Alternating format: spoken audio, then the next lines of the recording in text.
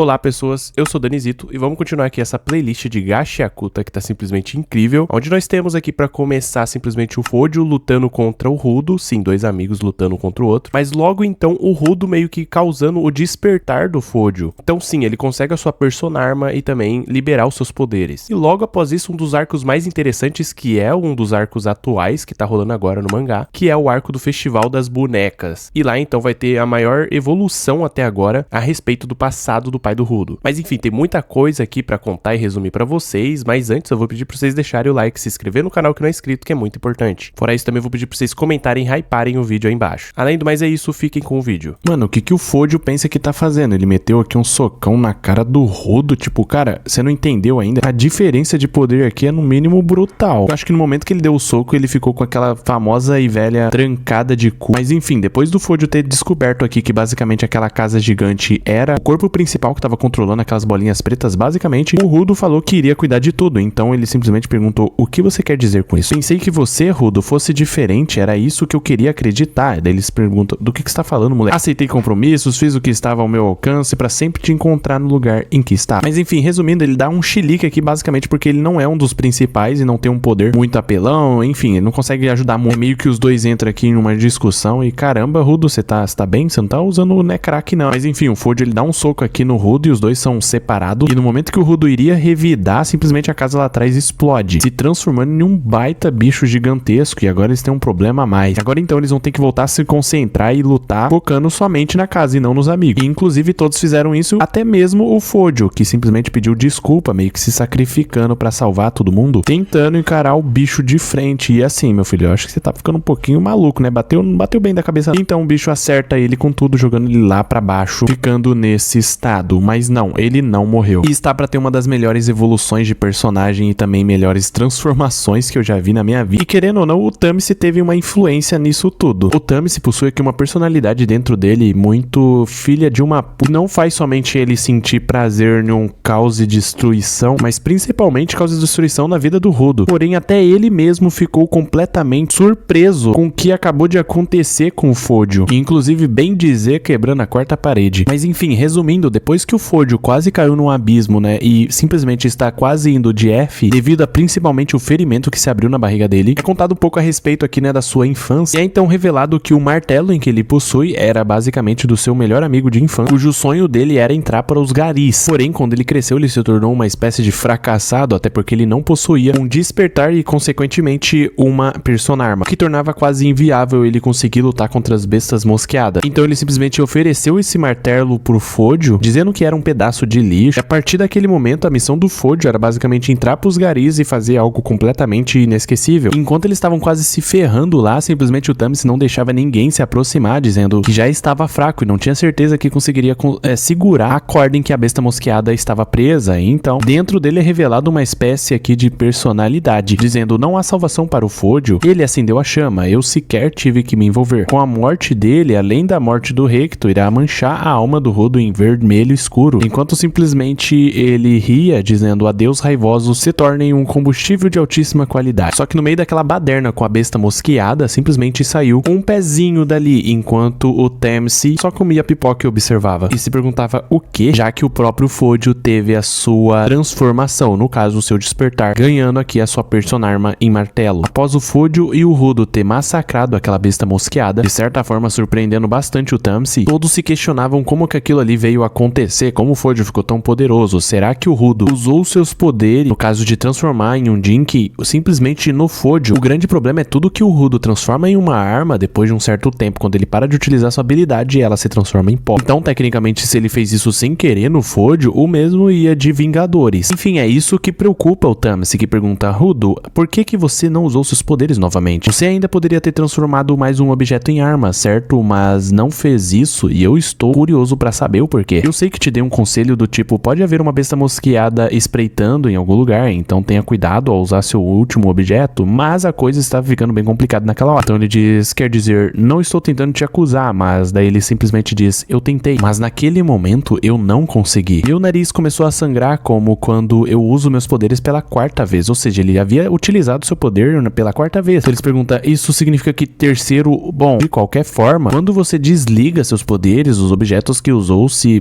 integram, certo? Então, juntando 1 mais 1, né, no caso todos os fatos, muito provavelmente ele utilizou, porque ele tinha tocado no Fódio, seus poderes pra transformar ele. O mesmo se desespera falando, não, eu não usei os poderes no Fódio. Mas daí, então, eles perguntam, Rudo, aconteça o que acontecer, não desliga os seus poderes. Ele diz, não, eu disse que não usei. Daí eles perguntam, ué, eu vou me desintegrar. Quando eles questionam a Simil, ela poderia investigar isso. E após a mesma olhar, ela chega numa conclusão, ele está bem. E não, o Rudo não armou o Fódio, apenas motivou ele a um ponto em que ele conseguiu seu despertar, já que ele estava prestes a morrer. Resumindo, em outras palavras, Fódio já tinha a base para se tornar um Giver. Ele obteve todos os seus poderes por ser quem é. Você realmente se tornou um Giver agora. Porém, o catalisador foi o Rudo. Ele conseguiu enviar ânima para o Fódio, que ânima basicamente é uma espécie de energia. A mesma que já viu de tudo, nunca tinha visto nada parecido antes, um humano enviando ânima para outro. O cara que mais farma aura em Gachakuta apareceu novamente, justamente no momento crucial em que o Rudo fez com que o Fódio despertasse o seu potencial e virasse um Giver. Situação essa que a Semel mesma diz, nunca vi nada parecido antes, de um humano enviando ânima para o poder da Eisha, no caso essa menininha curandeira, é converter a eletricidade em força vital através do seu Jin. Na verdade, ela não está enviando sua ânima para ninguém, fora isso, os humanos praticamente se transmitem sua ânima só quando criam um Jink. É nesse momento que atrás do Tamsi tá simplesmente o farmador de aura, simplesmente olhando tudo. Todos se perguntam, você tava aí, ninguém nem notou você, e então ele pergunta ao Fódio se por acaso ele usou seus poderes enquanto estava com as suas luvas. Uma pergunta tanto quanto aleatória, e ele responde, sim senhor, é isso mesmo, eu estava com as minhas luvas naquele momento. Ele simplesmente encara o Rudo, o mesmo começa a suar frio, ele se vira e sai andando farmando aura, dizendo, estou feliz que você esteja bem, bom trabalho a todos. Eles perguntam, o que será que foi isso? O próprio Rudo fala, o chefe, ele sabe de algo. Mas enfim, ele sai dali e simplesmente o Rudo e o Fódio se tornam amigos. Ou seja,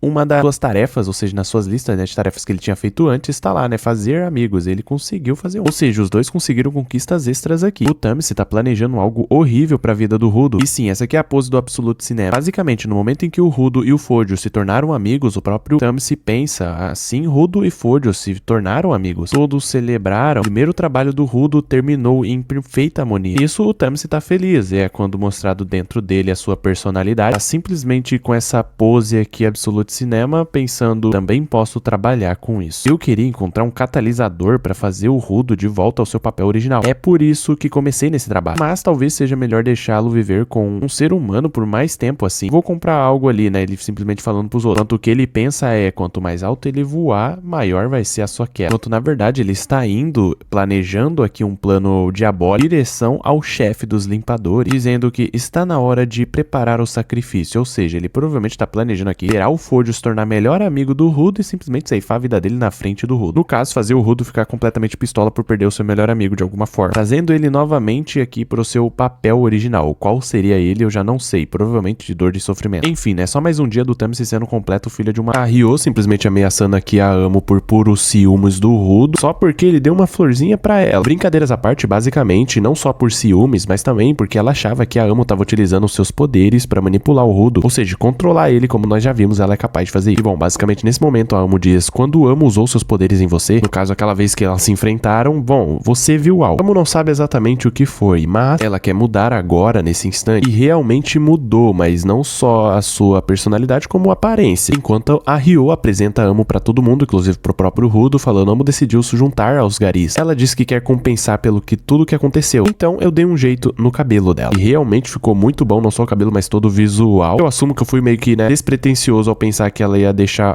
a Amo careca, até porque ela é uma talari. Inclusive eu concordo com uma coisa que o Injin falou, que é basicamente as roupas dela atualmente estão expondo menos pele, então fica um pouco mais fácil de olhar enquanto ela faz essa carinha aqui. Mas enfim, resumindo, um novo membro aqui da equipe de frente dos garis. Agora em diante, Amo Impon será um colírio para os seus olhos e a cura dos seus corações cansados. Fora isso, já avisando, ela não lembra quem é que fez tudo aquilo lá com ela. O arco que eu tava mais hypado pra além Gachakuta, que seria o arco do Festival das Bonecas. Sim, todo mundo mudou seu visual, até porque é um festival, um lugar temático bem diferenciado e principalmente uma missão muito difícil que seria basicamente procure o Corvo Branco. O Corvo te levará a alguém que sabe onde encontrar os criadores do Shocker. E foi só essa única informação que o cara que é o rei das informações tinha. E ao chegarem lá, vendo tudo que tá acontecendo em volta, né, um monte de gente e tudo mais, por onde eles vão começar? Fora que vai ter personagens diferentes pra um caramba, também com seus Jinks e, bom, a irmã do Zanka e um outro irmão deles. Lá acontece uma espécie de super apresentação de vários Jinks e inclusive uma das apresentadoras que conversa com o Rudo tem várias informações sobre o Alto Surebrek, sim, o pai do Rudo. Mas enfim, é inclusive o arco que tá acontecendo agora, atualmente, no mangá, que tá saindo capítulo por capítulo. Pois é, eu finalmente tô chegando nos capítulos atuais. Mano, referências de outros mangás e animes em Gachiakuta, como por exemplo aqui o Osha de Blue Lock. Quem acompanha Blue Lock vai entender quem é esse carinha. E também simplesmente o Titã Mandíbula de Attack on Titan. No caso, pra quem não lembra, é o Titã do Falco. Basicamente, nos capítulos atuais de Gachiakuta, eles estão aqui no arco do Festival das Bonecas. Basicamente um festival onde todo mundo vai fantasiado, enfim. Eles estão aqui com novos visuais e procurando um tal de Corvo Branco que aquele carinha das informações tinha revelado. E basicamente o Rudo tá bravo, né? Falando, pelo amor de Deus, que traje idiota, cadê aquele Corvo Branco? Isso porque eles já tinham perguntado, olha, aquilo ali é um Corvo Branco, né? Eles falam, não, isso aqui é só uma fantasia de Titã. E aquilo, mostrando o Osha de Blue Lock. Bom, aquilo é uma fantasia de alguém bem estiloso. E aquilo ali, então, bom, um personagem que eu não vou lembrar da onde que é, provavelmente alguma referência. Bom, aquilo é uma espada sagrada que inspira as pessoas a dizer coisas desagradáveis, eu acho. O Rudo vai ocupar a posição aqui de governante mundial. E sim, essa aqui é a Ryo fantasiada. Basicamente, no Festival das Bonecas, a Amo pergunta, vocês estão procurando o Corvo Branco? Pensei que estavam atrás de outros garis. Então o Enji explica que pode ser que eles encontrem outros garis, mas a função não é essa. Enquanto o Zanka fica aqui se perguntando o porquê que o irmão dele tá ali no Festival das Bonecas. Já logo do outro quadro é revelado que basicamente os seus dois irmãos estão ali atrás de uma certa pista, no caso uma isca a respeito de um dispositivo terrorista. Já que todos estão ali, tudo leva pra aquele local. Ela se pergunta, me diga, o que vai acontecer no Festival das Bonecas? É quando o cara responde dizendo, você chegou tarde demais, o dispositivo já está fazendo o mundo girar. Até porque todos somos dependentes dele, não podemos viver sem ele. No caso, no passado, o mundo perdeu o seu governante, então ele ocupará esse lugar. Enquanto mostra aqui o Rudo, será que é ele que vai ocupar esse lugar? Ou será que esse maluco tá querendo dizer a respeito aqui da série Vigia? Bom, só sei que o Rudo, ele pergunta ao Zanka a respeito desses carcereiros, que seria a equipe em que os seus dois irmãos, no caso o irmão dos Zankas, lideram. Bom, ele resume explicando que eles são especialistas em matar pessoas, no caso para manter a paz mundial, entre a. O que levanta uma questão na cabeça do Rudo, já que os dois irmãos do Zanka são o contrário dele, o que fez por acaso o Zanka se juntar aos garis. O Rudo finalmente encontrou o Corvo Branco e falou com ele. Bom, no caso ela. Bom, resumindo, antes de entrar na apresentação final do festival, todos pegaram aqui meio que um bilhete com um número para ser sorteado para participar aqui do número final dela. No caso, na tão esperada e grande apresentadora. E no momento que chega a vez do Rudo, ele simplesmente puxa o bilhete e vem o número, bom, é assim, eu não sei se ele tá com boa sorte não. 666. Se você vencer, eles chamarão o número do bilhete. Por isso é preciso ir para perto do palco, por favor, obrigada, tchau. No momento que se inicia o show, aparecem diversos corvos brancos em direção ao palco. E ao se juntarem, formam aqui essa mágica, ao mesmo tempo a atração principal. E adivinha, o ticket, no caso, o número vencedor foi simplesmente o do Rudo. Então, utilizando mágica, simplesmente teletransportou ele à sua frente, coberto por cortinas em cima do palco. E ali, então, ele poderia fazer as suas perguntas, enquanto ela perguntava por cima dele. Você é o filho do Alto Surebrek? Realmente, essa mulher, no caso o Corvo Branco, sabe de algo.